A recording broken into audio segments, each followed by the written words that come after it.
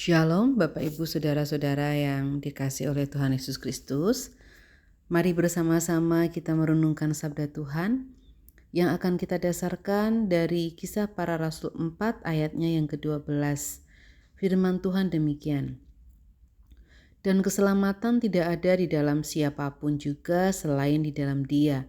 Sebab di bawah kolong langit ini tidak ada nama lain yang diberikan kepada manusia yang olehnya kita dapat diselamatkan. Saudara-saudaraku, pasca Pentakosta, Petrus bersama rekan-rekannya memberitakan tentang Yesus Kristus yang bangkit. Oleh karena pemberitaan mereka, banyak orang kemudian percaya kepada Yesus dan menjadi pengikutnya. Orang-orang Saduki yang tidak percaya kebangkitan menjadi marah dan menganggap mereka mengajarkan suatu pengajaran yang sesat.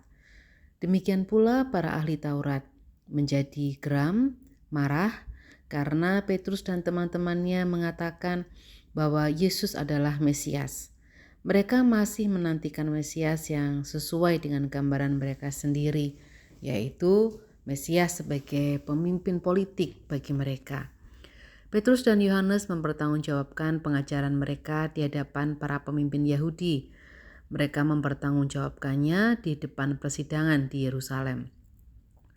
Tanpa rasa takut dan gentar, mereka mengatakan bahwa Yesuslah satu-satunya jalan keselamatan. Tidak ada kuasa yang melebihinya.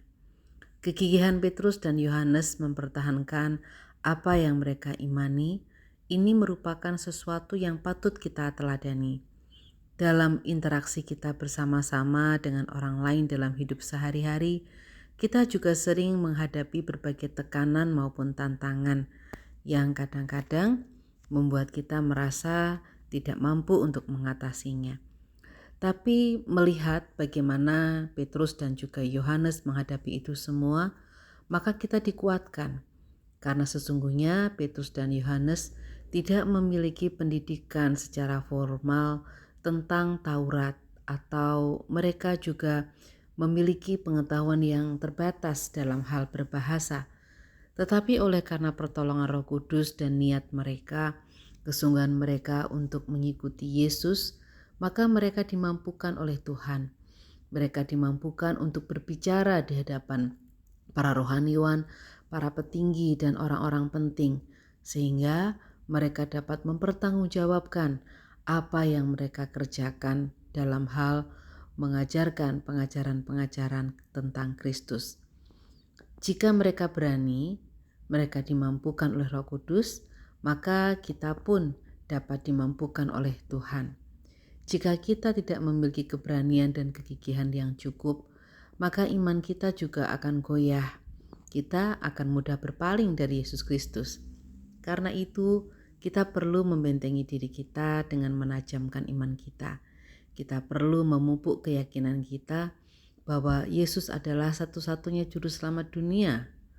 Dan semakin kita mendalami iman kita, semakin pula kita dapat menghargai keragaman iman orang-orang di sekitar kita. Semakin kita mendalami iman kita, maka semakin teguh kita mengikut Kristus. Bapak, Ibu, Saudara yang terkasih, mari bersama-sama kita bersatu di dalam doa. Mari kita berdoa. Allah Bapa kami yang Maha Kasih, kami datang kepadamu ya Tuhan, mengungkapkan segala syukur dan permohonan kami ini. Kami berdoa bagi kami yang tinggal di bumi Indonesia dengan keberagaman, termasuk dalam agama.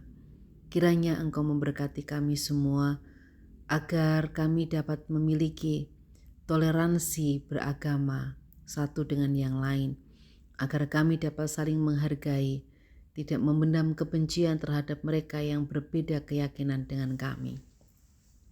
Kami juga berdoa agar anak-anak yang saat ini mencari sekolah Engkau berkati, Engkau bimbing untuk mendapatkan tempat studi yang sesuai dengan mereka.